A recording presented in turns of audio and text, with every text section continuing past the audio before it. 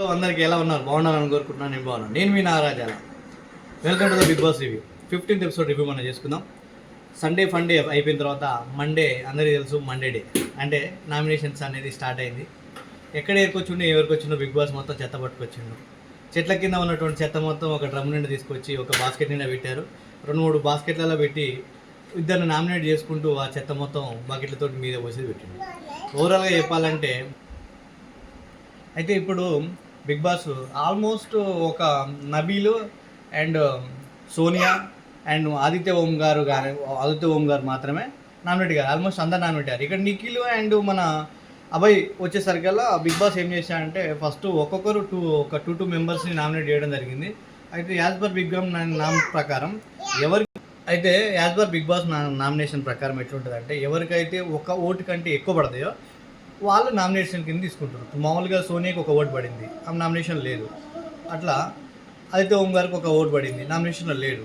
ఆ విధంగా పర్మనెంట్ తీసుకుంటారు. లాస్ట్ ఏం చేసిందంటే చీఫ్లో అయినటువంటి నిఖిల్ అండ్ అబ్బాయికి బిగ్ బాస్ ఏం చెప్పాడంటే మీ ఇద్దరిట్లో ఒకరు సేవ్ కావచ్చు, ఒకరు నామినేట్ కావాలని చెప్తే అబ్బాయి ఏం చెప్పిందంటే నిఖిల్ ఆల్రెడీ 2-3 టైమ్స్ అయితే అబ్బాయి ఏం ఆలోచించిందంటే నిఖిల్ ఆల్మోస్ట్ 2-3 టైమ్స్ ఆయన నామినేట్ అయ్యిండు, మళ్ళీ సేవ్ అయ్యి వచ్చిండు. ఇప్పుడు అబ్బాయి కనుక నామినేట్ కాకపోతే ఫ్యూచర్లో ఏమవుతుందంటే ఒకసారి బిగ్ బాస్ 3 సీజన్ అనుకుంటా అలీరేజా మంచి ఫుల్ క్రేజ్ ఉండే.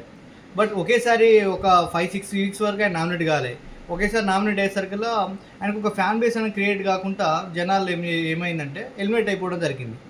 షాకింగ్ ఎలిమినేషన్ అయింది. ఇప్పుడు అభయ్ నవీన్కు అది అనిపించింది. ఆయనకు ముందే స్ట్రాటజీకి ఏం చేసిన అంటే అందుకనే తను నేను నామినేట్ అవుతాను చెప్పేసి నిఖిల్ సేవ్ చేయడం జరిగింది.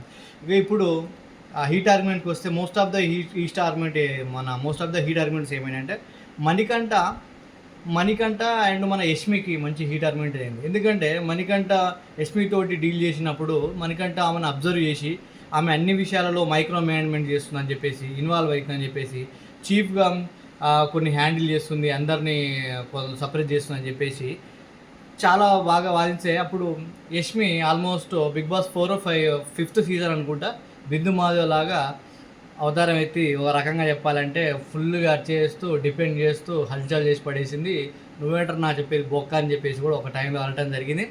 అయితే మణికంఠ కూడా బాగానే వాదించిండు. అయినా కూడా నాకు తెలిసి ఎవరు ఆల్మోస్ట్ ఒక 3-4 మెంబర్స్ యష్మిని నామినేట్ చేశారు. కానీ యష్మి రాంగ్ ఆర్ రైట్, కానీ యష్మి నాకు ఒక సూపర్ ఏమంటారు ఒక రకంగా చెప్పాలంటే ఒక సూపర్ పవర్ లెక్క కనిపించింది. ఆడ పులి అంటాం కదా, ఆ విధంగానే మొత్తుకోవడం, హ్యాండిల్ చేయడం, ఎవరని చెప్పిన లైట్ తీసుకోకపోవడం. నిజంగా చెప్పాలంటే 0 లెవెల్స్ ఉన్నటువంటి యష్మి యాజ్ ద చీఫ్ వచ్చిన తర్వాత ఆటోమేటిక్గా తనలో ఒక వేవ్స్ ప్రవర్తించినవి ఏమో ఓ రేంజ్లో ఊపులు కనిపించింది. ఊపులు కనిపించిన ఆడపులి అనుకుంటా సూర్యను 0 అయిపోయింది. ఇక్కడ నాగమణి కంటే కూడా చాలా మెచ్యూర్ అయ్యిండు, చాలా పాయింట్లు మాట్లాడాడు. నెక్స్ట్ హీట్ ఆర్గ్యుమెంట్ ఎవరికి జరిగింది? ప్రేరణ అండ్ నబీల్ జరిగింది. ప్రేరణ కూడా చాలా హీట్ ఆర్గ్యుమెంట్ చేసింది, చాలా వాయిస్ పెంచింది. కానీ నబీల్ మాత్రం అసలు అదో ఇంకో లెవెల్.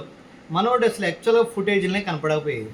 ఎప్పుడైతే నా చికెన్ పోయిందని చెప్పి మాట్లాడడం జరిగిందో ఒక్కసారి ఫుటేజ్ లేచి వైరల్ అయిపోయింది. ఆ తర్వాత నబీల్ కూడా స్క్రీన్ స్పేస్ అనేది ఆటోమేటిక్ బిగ్ బాస్ ఎపిసోడ్లో పెంచడం జరిగింది. ఇప్పుడు నబీల్ కూడా ఈరోజు బరాబర్ అంట ఇష్టం వచ్చేటట్లా వాయిస్ పెంచుతా అని చెప్పి మొత్తుకోవడం, ఎంత మొత్తుకుంటే అంత హైప్ క్రియేట్ అయ్యి నబీల్ కూడా ఒక రకమైన ఫ్యాన్ బేస్ తయారైంది. ఎందుకంటే మనోడు బరాబర్ జెన్యున్ ఉంటాడు, ఓపెన్గా మాట్లాడతాడు, వాయిస్ పెంచుతాడు. ఇన్ని రోజులు ఎట్లుంటానంటే వాయిస్ పెంచకుండా మంచిగా ఉండి మదలు చేసుకుంటుండే. ఇప్పుడు వాయిస్ కూడా పెంచుండు. ఆటోమేటిక్గా వాయిస్ పెంచినట్టే కంపల్సరీ మనోడు ప్రేక్షకులు అందరి గుండెలో చేరైపోతాడు. ఇక మిగిలింది ఆల్మోస్ట్ ఈ ఆర్గ్యుమెంట్ అన్ని కామన్ ఆర్గ్యుమెంట్స్ అయినాయి. సీత కావచ్చు, లేకపోతే ఆల్మోస్ట్ పృథ్వీ, వీళ్ళంతా ఆర్గ్యుమెంట్స్ అన్ని చిన్న ఆర్గ్యుమెంట్స్. పెద్ద అందులోనైతే ఎటువంటి విషయం కనిపించలేదు. నైనిక అయినా వీళ్ళంతా, ఆదిత్యం గారు వీళ్ళంతా పెద్ద అయితే ఎవరికైతే నాకు విష్ణుప్రియ అయినా సరే వీళ్ళంతా ఏదో చిన్న కారణాలు చెప్పుకొని అంతా నామినేషన్ చేయడం జరిగింది.